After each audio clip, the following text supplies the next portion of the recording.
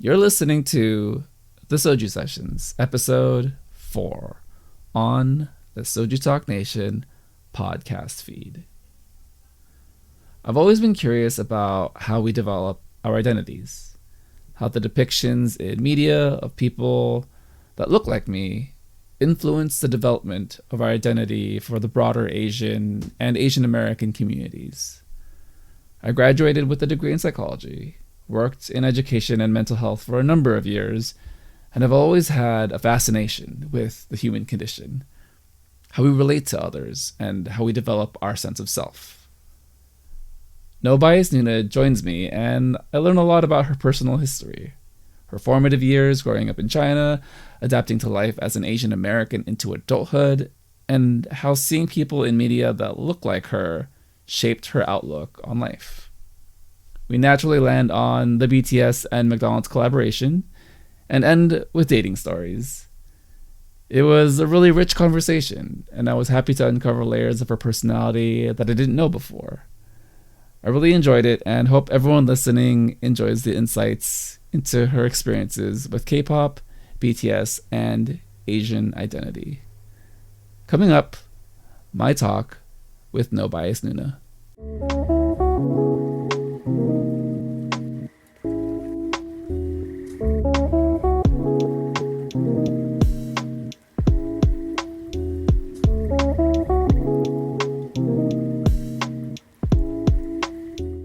Joining me today on the Soju Sessions is a very special guest, another mod on the server. One would say she has no bias. She is a very lovely human being and Dungeons and Dragons player, No Bias Noona. Welcome to the show, Noona. Hello, good to be here. It's really great to have you. And I really wanted to get you on the show to broaden the perspective of what K-pop means to you as a person and to people growing up, because we all do come from different backgrounds and have different origin stories of how it all began and what those messages and images and people, idols, represented to us as we formed our identity and who we were in our formative years. So I wanted to start off the show by asking you, what was K-pop like growing up for you? So what was your first experience, and how was it paired with the social community that you grew up with? So, I think my very earliest memories of K-pop was a girl in my class who was obsessed with Boa, like absolutely obsessed, and was like doing cover dances of her songs and everything. And I we were also very aware of Rain, of course. I think this was around the time he was going on Time magazine. So this is like very early days. When we started getting more into K-pop as a whole in my community and in my at my school was, I think, SNSD era. So it was Brown Eyed Girls, SNSD, 2PM, Wonder Girls. That particular era of was when we were very. It was like it was quite quick. Actually, it was an explosion. Um, of interest and engagement. So yeah, it's been. I guess you could say it was early, uh, because well, like most people they start in I think college. I think we started in, but that very first mention was in middle school. So you're one of the OG listeners of K-pop with Rain I and mean, I mean. If you want to be super OG, we'd go back to Soteji, right? But I wasn't born yet. No, I think I was barely born. I think yeah, so. you were around. Some form of you was conscious in that era. For me, it was definitely Sonishide, so Girls' Generation. And I distinctly remember in 2010, my friend was sending around the YouTube video for G, and that was back in the day when like YouTube was like before it was bought by Google, and it was kind of this jank website that you weren't exactly sure what streaming was at that point. So like the quality was kind of bad. But I remember just being like enamored with the fact that it's like, oh, like really cute, pretty girls. Oh, they're Asian. I've only seen Asian people in anime before. Now I see them in real life. And I did have kind of the understanding that this was an exaggerated form of representation, where it was very much like cute girls doing cute things, kind of what was like in anime. But I reconciled that eventually with the fact that it helped me celebrate kind of that Asian identity and seeing people who looked like me in media, even if it was in this small corner of K-pop. And as I got older, I really started to just like be more self-aware of how this all started and how it's all grown and how we've celebrated it over the years. So for you, how has K-pop changed as you've gotten older, and kind of your perspectives on this past year of growth and visibility for the genre, but also for the Asian community? Oh, that's a really interesting point because I neglected to mention that I grew up in China, and I grew up in an international community where I guess in terms of representation, it felt more distant. Like certainly we were aware of the issue when we were watching Western movies and everything. We were there as Asian Americans, right? But in terms of being able to see yourself on TV and on screen and in music, that wasn't a hardship because there was so much C-pop, and B, Korea's hopping to skip over, and there were a lot of Koreans at my school, and it was quite normal. Of course, J-pop as well, a whole bunch of other kids from other Asian communities or in other countries as well. Some Malaysians, I remember, a lot of people from Thailand. So that wasn't as forefront as it was for me. I think the evolution kind of happened when I went to college in the States and became more aware of that and of how much that meant to people who hadn't had been surrounded by that.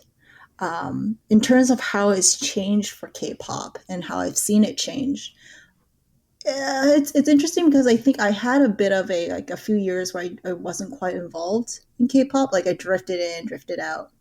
Um, I think when I drifted back in, that those issues become more forefront in my mind. Versus my first wave of K-pop was very much more about like, my God, those girls in G, their pants are so cool. They have multicolored pants, but they're still coordinates. I want to be part of a posse. So um, I think that was a shift. That shift in awareness and that shift in what I perceived and what I was aware of when I was looking for when I engaged in K-pop came when I re-engaged. What was that experience like coming to the States? Because, like you said, you grew up in China, and you like Asian culture essentially is just the culture there, where in the United States it's a hodgepodge, it's a melting pot. And well, in my experience, I grew up in California, so I was still around a lot of Asian people, but it wasn't until later in life when I got into the working world, where I realized like, oh, diversity and representation does matter, and being around people who are unaware of that does matter. So, coming from your perspective and just like your experiences, how was that for you to acclimate to your new surroundings and then realize like, oh, I'm not seeing people who look like me anymore?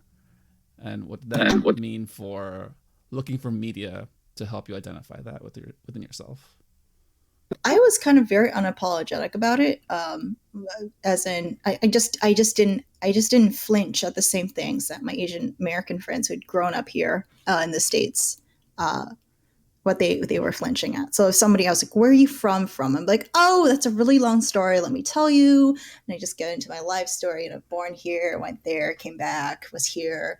You know, and I never felt it as an othering because I was always straddling that bridge between being Chinese and being an American in so many ways, like location wise and identity wise.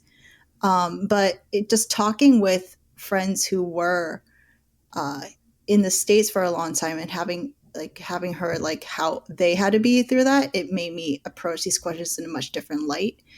Um, I don't know, I felt like I also used my identity to shatter those conceptions, right? Because there are some people who are like, "Oh, you're from China, you must be like from China. How's your English so good?" No, you're American because you were born here.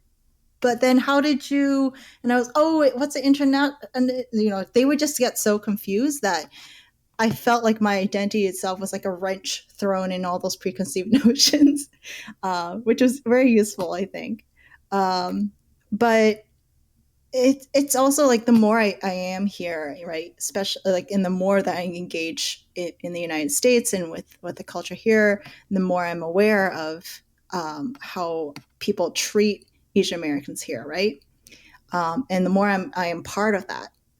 Um, I think I still am able to use my background to really just mix it up and just make sure people who have those like weird notions are just confused. But at the same time, it's just, how do I say this? I'm pushing for that importance that I see in representation and seeing people on the screen who look like me and look like other Asian Americans, because I'm deeply aware of how that will shape people's awareness of them and of their future in the United States, right? And I have a future in the United States, so I'm approaching that in a much different light, I think, when I first came to the United States. You have a really strong foundation in how you see yourself and then how you interact with other people.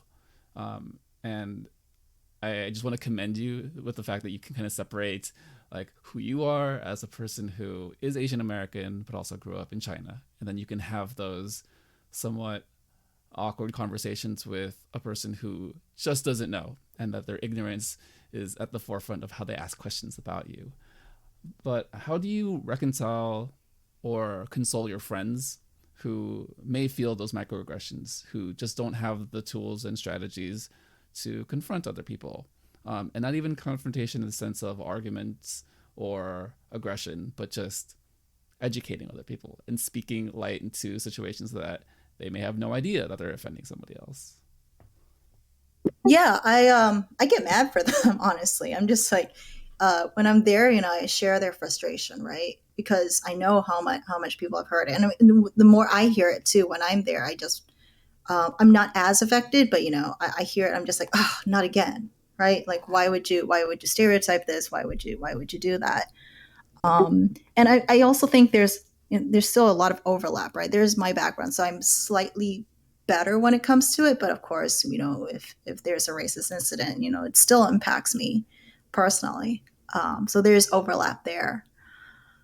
Um, yeah, I don't feel like there's too much of a difference in I guess like how I approach it versus how my friends who have been here longer approach it, because I have been here long as well. It's I don't want to date myself for college, but it's been a while since I'm here too, right? So I am in the same pool when it comes to confronting people and from when I hear things, right? For instance, the other day I was walking through Chinatown, and these random guys were, mixture of racism and catcalling, and I was so mad. I was so mad. Because again, it insults me, but it also, I'm in Chinatown, right? So I just kind of wanted to fight him for everybody there, but I did not, because I'm weak in terms of physical strength. I called him out on it and I walked away. I think I think I think there's more to strength than just physical strength. I think you display a wealth of strength personally, interpersonally, and with words. So, Oh, that's kind of you. of course, kind of continuing on this conversation just a little bit longer. I did want to ask you. I know we oftentimes hear the word assimilation, and as I've gotten older, as I've gone through different education levels, whether that was grad school, post grad, really had that word turned on me in the sense that what you want to strive for is preserving some semblance of your own culture while being part of the grand United States American culture, right? And what I've been using instead over the past 5 or 6 years was code switching. How would you define code switching, and how have you used code switching to help you in your own life, in these instances where you've had racism or even microaggressions or even tolerated people in the workplace, has that been an effective strategy for you over the past few years? Yeah, I actually feel I code switch most when I'm with my mom and dealing with what my parents have to go through, because their English is still accented, right? They're fluent, they understand things very well, they speak it very well, but they have that accent, and it comes back to bite them when they're on their phone or when they're interacting with their neighbors, or not like close neighbors, but like in the surrounding area, or they're going for a customer service, or just any of those interactions. You can tell that people treat them differently, and they know it too, right? But if I go and I talk to them, I'm very well spoken in terms of interacting with them. I don't have an accent. Um, Sometimes I throw in a big word or there just to, use my education. So, but because that all adds up, like when I coach this that way, it's tangible, the difference in the way they treat me, the way they respect me, maybe even, oh, you're so you don't have an accent at all. I'm like, oh yeah, I've been here, I've been around. The way I'm able to, casually, interact with them, loosen them up a bit, make a joke or two, maybe a pun or two. That matters so much in terms of getting what they need, getting what my parents need, and it's I definitely see the benefits there. I think the opposite way around is when I go to China and my mom code switches, and she's much more fluent in Chinese, and is fluent in being able to joke around with people, and oh, and how's your family? Oh, you're from this part of China? Oh my God. Oh, I have a friend from there, and like she cooks the most wonderful X, Y, and Z. Oh, and don't you have this? And then you can see how she can use her abilities there, and I don't have that at all, right? So I think that's where it comes out most prominently for me, is when it's when I have to do things for my family. Yeah, code switching is definitely one of those social strategies that you learn over time. Um, as being, well, when I was younger, many years ago, it was not something that I was very aware to participate in or to try to help navigate through more difficult social situations. And I do feel like a lot of the skills that you and I have accumulated over the years have helped us being online and just being children of the internet over the past year and a half due to the pandemic. Primarily on the Soju Talk K-pop podcast Discord, where we've really grown a family and a community just to help us through this very challenging period in world history. And I wanted to kind of start by getting your story of where it all began. How did you find Soju Talk, and what do you think about the community and how it's grown over the past few years? So for Soju Talk, I was listening to a whole bunch of podcasts at work. I was very into K-pop already then, and I just was going through a whole bunch of different podcasts. Soju Talk, I ended up sticking up with because they were very organized. Because they had a section for each part of it. They have a news breakdown, and I love that. I love the organization. I'm not here for a long ramble. I'm here for X, Y, Z, right? And if you ramble in the end, that's fine, but just let me know what's going on. So the other podcasts at the time weren't quite as organized, and that was a huge make or break in the end. Yeah, I would say that was probably my entry point as well. I was searching for podcasts for probably a year, bouncing between several shows. I do remember coming across Eric Nam's show a few times, and it was okay, but I think at that point he still wasn't very structured. And then I found Soju Talk. I mean, Eric Nam has the also the advantage of being Eric Nam, right? Because you're there for Eric Nam. But for the legions of other podcasters on K-pop, I think without that star power, I think organization is key. Yeah, it's I think for you and I think we definitely look to structure and conciseness with what's being reported. And I think the crew does an excellent job of doing that while keeping bits and pieces of fun, especially with Warren's puns and food analogies. Analogies. Um, but I wanted to ask you, so just being part of the community and being part of Soju Talk, listening to them on a weekly basis, how has that helped grow in your own fandom and your, I guess, connection with K-pop? I think I'm much more aware of other aspects of K-pop because of Soju Talk, right? Because again, going back to what I was saying earlier, when I re-entered K-pop, it was for BTS. So it's just BTS 24/7, right? And I was tangentially aware of the rest of K-pop because I had that background, and it was always good to be like, oh, how are they doing now? Oh, they're doing well. Oh, that's good. Oh, how is everyone doing now? Oh, just like that kind of thing. But I would be late on it. I wouldn't know immediately, right? But with Soju Talk, because they have our news section, and because we have so many fans from different areas, it's much easier to keep tabs on the people that I've known before and to be introduced to new people and to just understand what the landscape is for K-pop. So I think that's really valuable. I think that's really interesting to have. So speaking of BTS, um, tell me about this BTS and McDonald's collaboration. I mean, just dropped yesterday, so it's quite new. But yeah, they're having, was yesterday or the day before actually? Recently, they're having a BTS meal, a la Travis Scott. Travis Scott. Wow, Yeah. brain. So that's interesting to see. That's all we know so far, actually. So I think they have just like the usual set meal. It's not the hamburgers like purple or something. So we'll see what happens. I think it's really fascinating that they've collaborated with McDonald's. McDonald's being the global icon of a brand that they are. Say what you will about their health benefits in the fast food industry in and of itself, but McDonald's is one of the most recognizable pieces of iconography in history. You can go to any country. There's a consistency with their food. There's the golden arches, but there's also something really interesting about their regional distinction for their menu. And I find that incredibly fascinating that BTS is now paired with them because music and K-pop and now it feels like BTS have reached that level of accessibility to everyone in the world.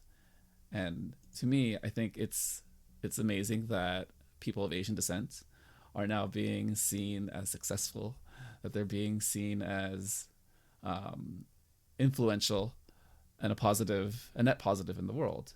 And I wanted to ask you, how do you feel like this trajectory of BTS, how do you feel like BTS has gotten to this trajectory, and where do you think it's going to go from here? Oh, those are very big analytical questions, right? Analysts more experienced and more professional than myself have all tackled this question. So I feel a little I don't know if I can deliver a correct or concise answer for that, but I'll try my best. Um, there's a lot to unpack here, right? One is that the McDonald's brand collaboration on a global scale is huge. That's a huge thing. I don't think we've had one of this scale with K-pop before. Um, Let me think of. Yeah, I don't. I'm not sure. Maybe Psy. Did Psy do anything? Do you remember that? I can't remember Psy doing anything on this scale, so BTS might be the first here. I just remember a lot of pistachios with Psy. A lot of pistachios. Um, he might have. I don't know, but in any case, this is pretty big, right? I think a few months ago they were supposed to be slotted for a Coca-Cola campaign that was global, but I don't know what happened with that. We heard like one teaser and that was it. And I'm not sure what's going on there. But either way, that's the reach of that is huge, right? But in terms of how they got there, I mean, just the last few years, right? It's just been incredible. I just remember joining the BTS fandom in 2016, just cackling every single time a new milestone was achieved. And like, you know how like you when you're in a cartoon where they're cackling and they just like laugh higher and higher and higher and faster. I feel like if that's the trend right now, like I feel like my laughter is at a supersonic pitch. Like you can't even hear me right now because it's that's how fast and how far and how great it's gotten for them in the last few years. Like how incredible that trajectory has been. And I think it bears celebrating because, I mean, like you said, you grew up in China and Korea was just a hop, skip, and a stone's throw away from you. But coming here to the United States, seeing that, oh, there are people who look very different from me, who have a specific stereotype or perception of what Asian culture is, and now seeing um, people of Asian heritage thriving, succeeding. Just from a personal level, how do you reconcile all this? Like, how does this make you feel, and what does it do as far as your personal identity and hope that things will change, that people of Asian heritages won't be stuck into this box of just being good at math, just being engineers, and the Western perspective is shifting to be inclusive, to celebrate other backgrounds instead of just a very narrow point of view. Ugh, again, a huge question, right? How do I word this? I'm hopeful and also worried, if that makes sense. It does. It does. What are you worried about? So the reason why I'm worried is that I feel like the fact that BTS was able to achieve all this was it was a huge outlier in the way the media thought Asians could operate, right? And not just Asian Americans, but also Asians from Asia. How far they could go in music, how much success they could have, how they would resonate with people in the American audience, right? Um, and can they be on TV? Can they be on ads in the United States? How mainstream can they be? Right. I remember just earlier conversations when they were starting. Everyone, even their fans, were just like, "Oh, no way are we going to be mainstream? That's impossible, right?" And now here we are. They are mainstream. So that's huge, and it's a shocker, um, and it's wonderful to see. But of course, the other side is that when you have someone who's really trailblazing here, there's always so much backlash. And I'm just thinking of all the incidents that have come out in the last few months, or that were more prominent, even in the again, I guess years ago when people online were just like, "Who are they?" who are these like kids? Who are these Asians? All that backlash um, will still go on, and we'll still see that. Um, so I think it's great because we have BTS as a huge example of that's counterintuitive to a lot of stereotypes. But I think we're also going to see a lot of people who will double down on that. Uh, that worries me and makes me angry, um, because that also means that people who follow BTS will see that, and that hurts for them, right? So I mean, there's it's what happens whenever there's a huge shift and whenever there's huge change, right? There's always some backlash, um, and all we can do is just handle that and be ready for it. I think. I think BTS represents something really interesting um, within like the push and pull of a transitioning culture, a transitioning perspective, in the sense that K-pop in and of itself is supposed to be a celebration of media, celebration of music. So to all the negativity that we may be experiencing in the future, I think BTS has a really nice established foundation of just killing them with kindness and just And just continuing continue. to be great. Yes, you were gonna say something, Nina. Oh no, I'm just laughing. But yeah, you're right. Yeah, I'm not worried about BTS. I think they will hold it admirably. But I always have that trepidation whenever I feel like there's a backlash coming. And I feel protective of not just BTS, right? But of their fans, of people who are of Asian descent watching them and having to see that. Um, so that's where that worry comes from.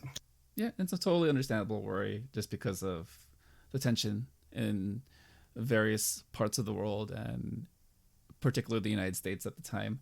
But to kind of expand on BTS and the success of Asian entertainers, I mean, we have BTS, of course. There's Blackpink. This week, Jackson Wang was on one of the late night shows. Shoot, I forgot his name, but he just did a segment and it was amazing. And with all this positive, I guess, positive momentum with Asians being represented in media, Asians of different background, with Jackson being Chinese. How do you feel like this is shifting the concept of the model minority in the United States? I mean, that's it, right? Like it's shifting, but it's a hard fight. It really is. It's I don't know. It's hard because I feel like we're pushing, but there's a lot going on right now. I think that these are all positive signs, and I hope that we don't go backwards because sometimes when you push, it feels like a one step forward, two steps backwards thing. So I hope that doesn't happen. But I will take those wins while we get them, right? And I will take those milestones where we get them. We take those wins. Oh, it's James Corden, by the way. I just looked it Oh, it up. was James Corden. Yes. Yes, really nice segment. Just a really quick conversation, and then a performance by Jackson Wang, one of my favorite Asian entertainers at the moment. And I do think it's interesting that, and a very valid concern, right? That it's always two steps forward, one step back, or one step forward, two steps back. However, the temperature of culture is at that point in history. But I do think it's important to kind of open up and broaden the larger conversation about Asian culture in media. And yes, people of Chinese background, Japanese, Korean, have been the typical frontrunners of making that shift. But I do also think it's important to recognize the the Asian cultures that don't fall into the umbrella of the model minority, which would be Southeast Asians, Vietnamese, Thai, Filipino, Cambodian. How do you feel like entertainment and music will shift for those countries moving forward? I know we're already seeing idols from those countries slowly brought into the process. There's the idol from, or the trainee from Vietnam who was on Island, the show, and he was wildly successful until he didn't make it. But do you think that those countries will have more visibility now that there are starting to be that path into being an idol, but also being a successful entertainer from your country of origin? Also, don't forget India. They're also in Asia too. Um, well, it's also I'm always wary of that kind of prediction, right? Because I feel like just because something is a trend doesn't mean that you can plan for something to hit it gold, right? Just because, for instance, all these big groups are doing well in the United States doesn't automatically mean that um, another similar person from the entertainment industry in Asia, and whether in K-pop or otherwise, will be successful. There's really no guarantee. I think the only thing they can do is to move forward with their best foot forward. There is a tension, as you mentioned, on Asia, in Korea, and also further in Asia as well. So that's always a positive thing. You'll take whatever win your sales that you can get, right? But I don't think it's 100% like a guarantee that, just because there's momentum that something will work out. I don't think life works that way. I don't think this world works that way. Um, so it's a mixed bag there. I, what I'm trying to say is there's no guarantee just because there's a trend.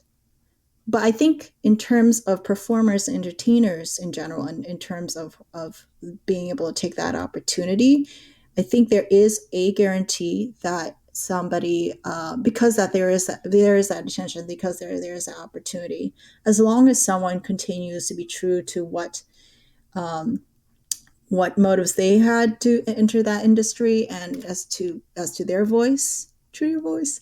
Um, but as long as you are authentic in that means, and as long as you consider each step the best you can, and you continue from that place, and you are authentic in that manner, and to where you came from, I think that is the guarantee for you to for them to proceed in their career.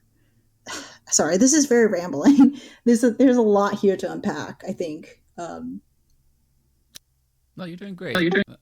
Yeah, I thought all that you said was very insightful. I think the the main direction of entertainment and kind of the curve of how things are going is that yes, like there's more accessibility now more than ever for entertainers of Asian descent and Asian heritage to get the opportunity, but it's no guarantee that those other countries will gain the same sensibility because of the fact that the entry point is Korea, Japan, and China.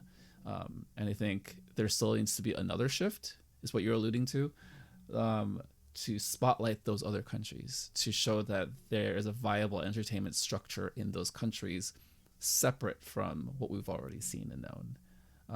And all of these things are very like big picture questions of how we view entertainment, and a lot of time that we spend on the internet has been about like the global understanding of music, because K-pop is foreign to us. We're in the United States, and we have to kind of go that extra step to incorporate that into our own lives. But on a personal level, how has K-pop been a staple in how you've interacted with your closer circle of friends, whether that's your coworkers, people you talk to regularly, and well, let's go from there, and then I will follow up with another question. Okay.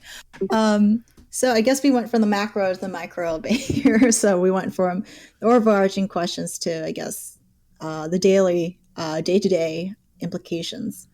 Um, I've told a few people who were my coworkers before, and it's been a mixed bag, right? They're like, "Ugh, why would you listen to K-pop?" Or, confused but accepting friends. There's been that too. Well, coworkers and friends, I want to say that's the group I'm talking about. Confused but accepting, being confused and not accepting, and there's also been the complete opposite, which is, yeah, me too. And then you're just like fast friends forever, basically. And then there's circles of friends I've met through K-pop as well, right? So that's another circle of friends as well. It's just a mixed bag, but I'm very I don't lead with the K-pop question. I just let it come up, but I don't hide it either. If they ask me, I just like, yeah, I listen to BTS a lot. I'm a big fan, and usually I have enough social capital then where they're just like, okay, they just have to accept this fact about me. Um, yeah, that's how it's going in my life, at least. What's been the experience when navigating the topic of K-pop for your dating life? It's never really actually come up. Like, yeah, it's never been like a thing. I've mentioned it maybe, or it's once or twice I put it in my profile, but it's never really become uh, the focus. Have you ever, well, when you mention it to a person that you're dating or considering dating, how have been the responses? Because I know you said that it's been a mixed bag with friends and people that you have social capital with, but what's it like for people who are fairly new to you as a person? Well, the majority of the time when it's come up with my dating life is when I put on my profile. Some people will try to use that as an in, like, "Oh my god, I'm into K-pop too. We should totally meet up." So and then that's the extent of it. And then we don't really talk about it in our conversation. So that's interesting. Yeah, no, it's just not been a huge thing. I don't know what it is, but what it's just not one of the big things that you talk about, I guess. I've had a very similar experience where I will mention K-pop and the person will say like, "Oh, I listen to K-pop, or I know like this group, or I watch K-dramas as well," and we'll talk about it for like the first conversation, and then it'll never be brought up again. And I realize, oh, I might be a person who lives this a little too much in comparison to the other person, which is fine. I'm okay with that part of my life, and I'm very self assured in that that's an okay part to just like keep me grounded and keep me stable. But well, I guess what is your best story about? What's your best dating story that had to do with Had to do K-pop? with K. To do with K-pop, actually, again, there's just not. It's just not there. I'd also push back and say like I don't think you need to be ashamed of it. It's like if a guy was really into sports, and he went on a date, would he talk only about sports? If the date wasn't that into sports, no, right? And I don't think that hinders it. Your interests are your interests, right? And I think even if K-pop is a huge interest in your life, it certainly isn't your only aspect, right? Even K-pop idols, K-pop isn't going to be 100% of them. They always have other friends, their other family. Maybe they game. Maybe they really enjoy eating at rest. I don't know. Like they're also review restaurants in their spare time. Like it's never going to be 100% of what you are. And when you're dating someone, you're looking holistically at someone and trying to see if you guys match up. Again, just because you're super into one thing doesn't mean that you aren't compatible in other ways, right? Yeah, no, Yeah, no. absolutely, and I agree. Definitely, it's one aspect of your life. It may be a larger aspect of your life than compared to other interests, but I do think it's just interesting the initial niceties and like cordial way of having a conversation with someone about something that's so important, and to play such a large part in my own life. But well, you said you didn't have very many stories about dating with K-pop. What are your best dating stories? I have a few horror stories for dating. And I don't know, it's just been a lot of my dates are meh. So they're not really worth telling a story about. Gosh.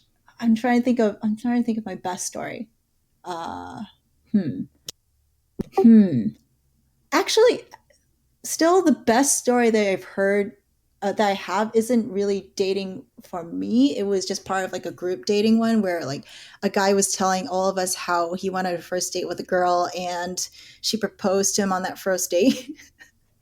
I think that still tops all the dating stories I've had. I guess it's technically a dating story because it was like a group call session for dating. But yeah, kids don't propose on your first date. Okay, what's the backstory? Like, how does one get to that point of proposing to a brand new person on the first date? So, from what I understood, they matched up on a dating app and they talked to each other on their phones for a week. And then they met up for their first date and she was ready to propose. Yeah, so he wasn't sure how she got there so quickly either, but she was very ready. I don't really have any words for that, and that's kind of amazing. First of all, Yeah, just guys, don't do that, man. Don't do that. Oops, sorry. yes, I agree. Don't do that, kids. Get to know them, date for at least a few months, and then decide if you want to be in an extended relationship with legal ramifications. Because yeah, getting married is not a it's not a subject you should be taking lightly with anybody. Yeah, and honestly, everyone's always like, "Oh, I'm so surprised they proposed," but the best proposals are not a surprise. Um, the best proposals are if you kind of talked about it. The surprise is how you do it, but the proposal itself should not be. You guys just remember clear communication with your significant other. Yes, very important to be on the same page with someone you want to spend the rest of your life with. Um, and I do think it speaks to communicating and how we've started to communicate differently over the past year and a half, 2 years now, with the internet, with the community, with the pandemic forcing us kind of into this situation. And I do want to say that I appreciate the server, the Discord server, and I appreciate the time I've spent with you and how our friendship has grown and how we've been able to have conversations here and there. Yeah, I agree with you completely. The server has been integral to staying sane, right? And it's a great place to talk to you. Yeah. But yeah, it's good to have some internet friends when the internet is all you have in this pandemic. Yeah, and I think it's really just given me an appreciation of how of what people need, right? Because personalities vary, introverts, extroverts, people who are talkative, people who aren't. But I also feel like it simulates kind of the formative years, whether that was high school, college, in growing your sensibilities, growing your ability to be around other people, and using K-pop as the main platform to do that. Hopefully, we're at the tail end of this pandemic. Things start to open up again. But I will say I've gained a lot of valuable social skills and social interactions that I will remember over the rest of my life. How do you feel like your fandom will grow and change post-pandemic after having gone through this ordeal with so many people over the past year and a half? Well, I don't know that it really has actually. I think at least for me, in the BTS fandom, for instance, all my friends there have been online, so it was just really just the same old with them. I think for Soju Talk and for the K-pop fandom friends I've met there, I did become closer to them as a result of the pandemic. Um, so that's been great to see evolve. And after the pandemic, I'm still keeping that promise to meet up with some people and have a beer or something. So that's always exciting to look forward to. All right. So as we're closing things up, just a final thing to look forward. What is the first thing you will be doing once the world is relatively to fairly opened up again with regards to K-pop? And also, do you hope that that's going to be the BTS concert? Oh yeah, I definitely hope it's the BTS concert. I still have those concert tickets, and every time there's like a rumbling of like, oh, are they going to cancel? Oh, are they going to reschedule? Oh, are there new fans coming who want to buy it? I'm just like, if they change anything, I will riot basically. Um, but yeah, I really hope they open that soon. Realistically, I think the first K-pop item that's probably going to be happening after everything opens up is any kind of meetups. So I am looking forward to that. Maybe karaoke, who knows? But yeah, looking forward to having that happen. Yes, exciting times moving forward. A lot of hope is coming. Um, and yeah, that's a good place to stop. Thank you so much for joining me this morning for this awesome conversation. I feel like I've gotten to know you so much better, and we really got into a lot of pretty deep conversations, but also finding a way to end up back at BTS, K-pop, and karaoke. So I do want to thank you very much for our time together. Yeah, thank you. And I forgot it was morning for you. I was like, what? It's the afternoon. But we are on different sides of the coasts. So, different sides of the coast, different sides of the nation. So, good morning to you. All right. Well, that does it for today. Again, thank you, Noona, for joining me. Any final words do you want to say to everybody? Um, Not really. I was going to end it on a pun, but I forgot the pun, alas. But if you want more puns, you can come to Soju Talk to watch me pontificate. Okay, there's one pun. I lied. Thanks to No Bias Noona for joining me for a really deep conversation. I was more than happy to let her thoughts run free, and I hope you all enjoyed discovering her stories with me. Subscribe on YouTube, follow on Spotify or your preferred podcast platform, and continue the conversation on the Soju Talk K-pop podcast Discord. I'm Crispy, and this has been the Soju Sessions.